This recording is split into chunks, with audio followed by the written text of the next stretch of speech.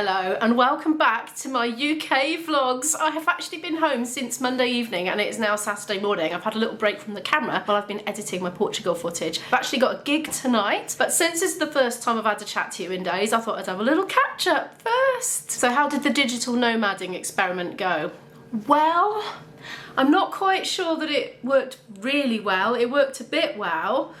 It's very hard for my boyfriend to take a lot of time off work because he runs business. I'm married to my vlogs basically. He's married to his business. The pair of us are focused a lot on these one things. So it works out quite well. It makes us quite compatible because we can be together and yet be working in parallel on our own things, if you know what I mean, whilst keeping each other company and being supportive to each other. Well, that's how I see it anyway. Hopefully he agrees. You never know, if we did an interview together, he might say the opposite, who knows. But anyway, so from that point of view, like, he felt better about being on holiday because he was able to keep working. I don't want to not be editing every day, so that suited me. But the reality of it was, there's something about being in that holiday context which kind of changes your mindset. So you do have to be very consciously aware that you've got to keep chipping away all the time. We found that we were not leaving the hotel room till 1 or 2 in the afternoon because we'd been working all morning. And towards the end of this day, we realised we should be just going and working in cafes or something, because at least that would be more making the most of the different environment and all that, because even the apartment started to get old after a couple of days, you know. It was absolutely non-stop. I think we both overcommitted ourselves. And we were both exhausted, I think. By the time I got back on Monday night, I had 3 days of sheer exhaustion. And I got cold again. Can you believe it? I went with a cold. I went with the tail end of a cold, and that ferocious impetigo, which is gone but not forgotten. Every so often I can feel it's a little bit tender. I feel like it could be still lurking there. Theoretically, it's been knocked on the head by 10 days of antibiotics, but we'll see what happens with that. But anyway, I think I absolutely wore myself out, ran myself down, ended up with a stinking cold again. I'm coming out at the end of it now. Yeah, which is just as well because I've got a gig later. So yeah, I think really digital nomadding, we tried to do too much. I think it could have worked if I'd have maybe uploaded every other day, or, you know, we'd have had every other day off or something. I don't know, just done less. We basically tried to do it all in too little time, and I think we wore ourselves out. So that's my thoughts on the digital nomadding. I'm not saying it can't work. I'm saying we need to approach it a little bit differently. Right, what next? I've actually made a little list of the topics to talk about on my phone as they've occurred to me throughout the week because I've been missing talking to you so much. Anyway, I got back to the UK and after all that sunny weather, was very shocked to find that we had snow here in South Wales on multiple days. I didn't go out in it much, I just stayed home and edited, so it didn't really affect me very much. The shoes. Ugh. Wait there.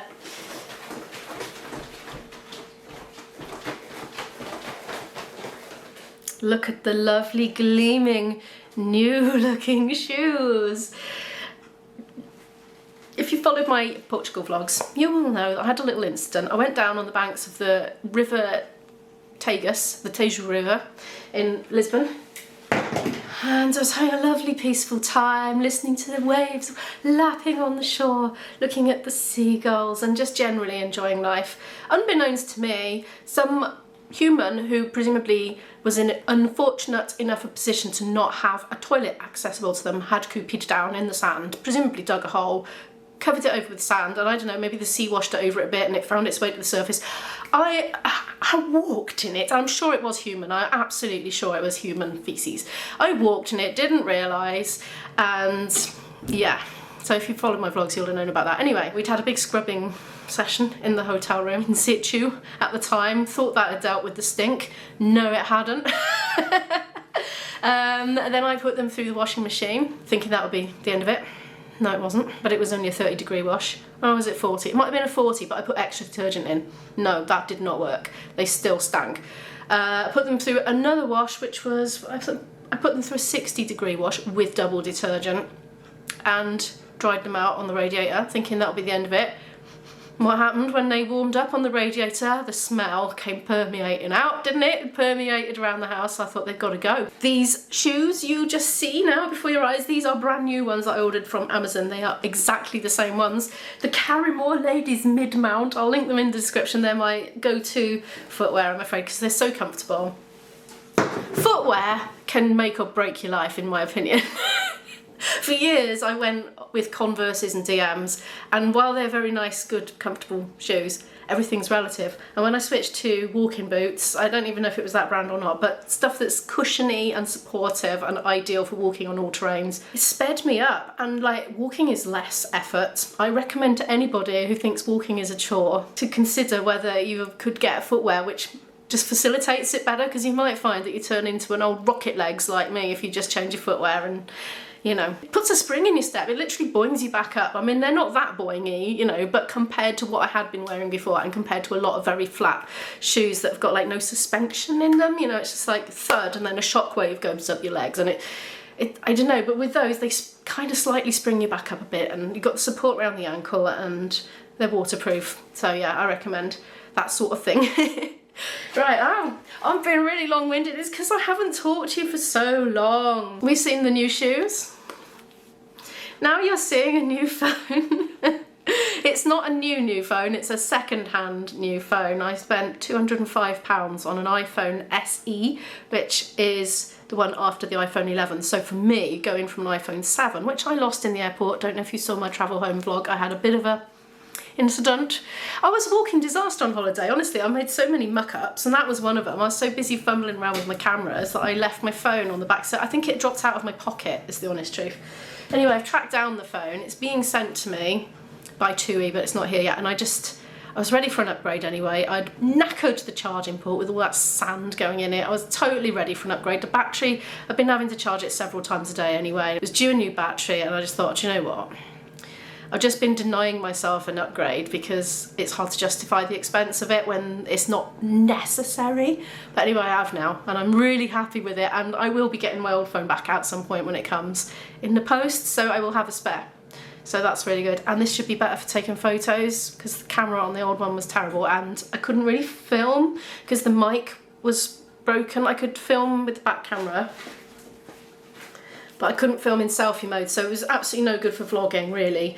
But this probably could be okay for a bit of indoor vlogging as long as there's no wind. So upgrade in life, I'm very happy, and I've been trying to resist being on it all the time because it's just runs so much more smoothly and faster than my old one.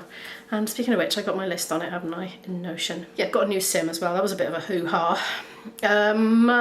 Work-wise, I haven't really got a work update. Work is the same as it was. My job with my boyfriend's company is very temporary, and it hasn't got, I'm just kind of filling in between there being somebody there permanently. I had a big break from it last year when somebody was there permanently, but they weren't there, they were there temporarily, but they were there more hours than I really had spare per week to do it. Anyway, so I'm still carrying on with that for now. And speaking of which, I have just been getting so worn out with doing 6 uploads per week.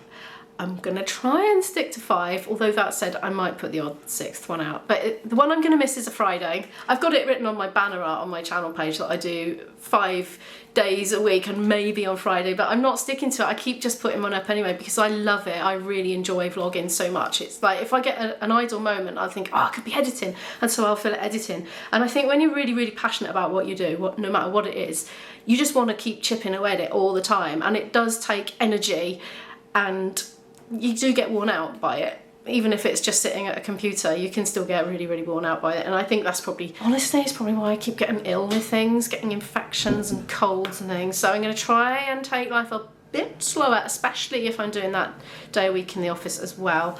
So, because it looks like that's going to continue for now at least. So we'll see. And I might replace it with something else when it comes to an end, or I might not. I'll see how the channel's doing. Because at the moment it's a good proportion of my income, but it's not enough to live on in itself. Same with the gigs, a good proportion, not enough to live on by itself. And so having that one day a week in the office, it does help to just top it up to a comfortable level. That was one of my longest intros ever. If you're new to my channel, I don't normally just talk to the camera. I'm normally a bit more visual, but anyway, I'm going to be visual now because I'm going to B&M just to pick up a couple of bits. Because I was so ill yesterday, I wasn't well enough for shopping. So I'm gonna just get a couple of bits. I'm not gonna make it a big shop because I want to be rested and ready for my gig tonight. I'm back in my second home again, and I want these £2.99 for 3 cans of no drain with sunflower oil. I'm gonna get 2 while I'm here since they're on offer. Great sandwich fillers. I'm going to grab some salmon too. $3.99, a bit more expensive, but I love it on the side with meals sometimes. Just going to grab a couple of pasties. These are for mine and Izzy's packed lunches that we got coming up. Well, mine's a packed tea. Also, I think they're 45 pence each. Got a few of those. My daughter has discovered these and can tolerate the spice now, so I've got competition for them in the house. I'm completely out of sliced cheese at home. I'm going to grab these for £1.60. Hot and spicy. Yum yum. If you're interested, halloumi is £2.60 in B&M. Oh, now why didn't I spot that? 60 pence. Jeez, no, I'm getting one anyway. That's going in. I'm going to do a bit of swapping. Save myself a few pence. It all adds up, doesn't it? Grab and shove in the bag. Staples. Oops, £1.25 for those. Gotta put those back. Last thing, toilet roll. 4 Andrex for £2.49. Why does it say with puppies on a roll? I don't want to wipe my bum on a puppy. It's just wrong. Anyway, I'm getting them. It's about 3:30 now. I'm doing myself lunch for one because my daughter, she's just getting so independent. She's going to be 18 in April. She's off to university in September and she's starting to cook her own meals by choice, even when the option is there for me to cook it for her. And I'm going with it because I think it's great practice for her, so by the time she gets to uni she'll be fully used to just cooking her all her own meals. So she's going to do herself some chicken and I'm doing myself something veggie. She's also got up much later than me, so she's not that far off from having had breakfast, but I've got to actually go out in a while, so I need to eat something now. I'm just frying up some tiny bits of potato because I'm being lazy and I just want to do it in one pan. Basically I can't be bothered to boil potatoes or rice or pasta, so this is my carbohydrate. It's a couple of potatoes chopped up with chilli and ginger. I've only cut them up tiny like that because I want them to cook quickly. I don't have a lot of veg in, to be honest, because I've hardly gone shopping this week. I've just been busy editing all week. But I've got a couple of basics. I've got a bit of pepper, some mushrooms, tomatoes and some courgettes, so I'll add that probably. I bought myself some reduced to clear fake meat. I tend to only get it when it's reduced really, or if I'm feeding people that like it, you know. There we go, I've added the rest of the veggies now. I'm just going to keep stirring it every so often so it doesn't burn and enjoy that when it's ready. A bit of chili cheese to top it off. It's 10 to 6. I'm just packing my bag up. I've got changed. I'm feeling grotty, but not as bad as yesterday, so I've got to be grateful for small mercies. Now I have a weird phenomenon when it comes to packing my bag, and do you know what that is? Every time I have to pack the same things. Flute stand, gigging gear, you know, miking up gear, pack lunch, that sort of thing. But the thing is, I do it so often that I don't really concentrate on what I'm doing.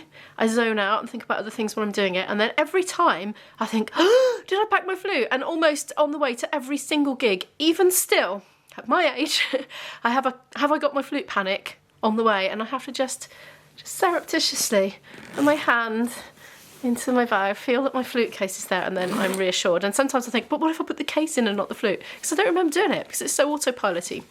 But I've never forgotten it apart from once, and that was an absolute nightmare. And I was a teenager and I had to do the whole gig on soprano sax, which is in a different key. But anyway, that's a whole other nightmare. It didn't go well. I don't play soprano sax anymore. Anyway, I'm gonna pack my camera away now. We're on our travels again. We're off to a venue on the outskirts of Cardiff. Just come in through the gate. This is as close as we can get. This looks very fancy, doesn't it? Cool, look at that, isn't it lovely? Mick's just nipped in to see where we got to go. Got a relatively empty room apart from staff at the moment. We're just setting up, ready for our gig. We're in a kind of permanent marquee. Oh, my drinking buddy's coming. A cup of tea for me. Thank you so much, you. Oh my God, coordination, filming and not dropping the tea. The Welsh cake, thank you. And I'll put a can of pop down there for him, see, we're drinking buddies. That sounds like a pickup, doesn't it? We just sound checked. We're waiting for them to come in now. Oh, that was a very creaky bellows just then. Some of them I noticed. Have you had them renewed or something? No, it's a fairly new instrument, so it still hasn't the glue on that holds the bellows in place. All the papers and the corners is still stretching, so it creaks. Oh, okay. I was going to say we've sound checked. Sounds like Mick is now sound checking another mic. He's got a wireless head mic as well for when he's out in the crowd, demonstrating moves on the dance floor. And then he comes back and uses the other mic. We're only a couple of dances in. They're just having a 2-minute breather. And then we're going to do some more. I've noticed they've got the buffet stuff ready. Well, there's no food on there yet. We've been invited to partake in the buffet interval, which is in a while.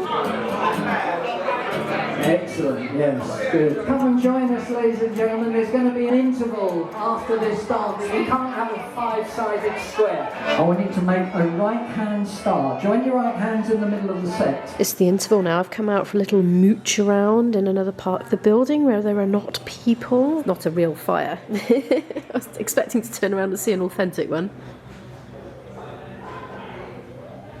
It's a bit rainy out there. Yep, raining cats and dogs. Nice ceiling. We've actually been invited to partake of the buffet, so that's nice. I'm quite hungry now, actually. I haven't eaten my pasty, my emergency pasty that can go back in the fridge later. Right, I'm going back in. It is munch o'clock. We got a bao bun, we got a vegan pancake, we got these vegetable gyros, I think they're called them, something like that. These are vegetables fried in a crispy batter, and there's like a minty yogurty thing and some cucumber and leeks. There was a lot of other selection that wasn't vegetarian, which I didn't have, but this is what I'm having. It's about 5 to 10 now. We've had a reviving nosh, haven't we? All been scoffing away. Nice buffet. I think we got about an hour because we're due to finish at 11. I don't know if they got a DJ taking over or what, but that's our set finish time, so we'll see what happens. We're on to the last dance now. All finished, it's putting away time. I knew it, the minute I get my camera out, they put the copyright music on. Anyway, we're packing away. We've come outside, we've loaded the car up, we've said our goodbyes to the people that booked us. They enjoyed it, it's great. I'm just showing you the facade around the other way. We went in the, well, we tried to go in the wrong end before. It's just pulled the car out for me because it was a bit close to Sal's. Oh, it's cold up there. Oh, what's that? Oh, that's the floor. It's a curve. See ya. Thanks, mate. We'll see you. Yeah, cheers, guys. See you week Friday. Yes. And we're off. We both just saw a live hedgehog at the side and I missed it with the camera, but it was very cute. We've had a couple of ambulances go speeding past, you can see them up ahead. Well, back home, it's just about 5 past midnight. Yes, I think we had some happy customers tonight at the Ceilidh. They really, really enjoyed it. It's so lovely to see it. Bedtime soon. Thank you so much for watching this vlog. Could you please give it a like if you happen to like it? If you're new here and would like to watch more videos from me, do hit the subscribe button and the notification bell down below, and I'll see you in the next video. Bye!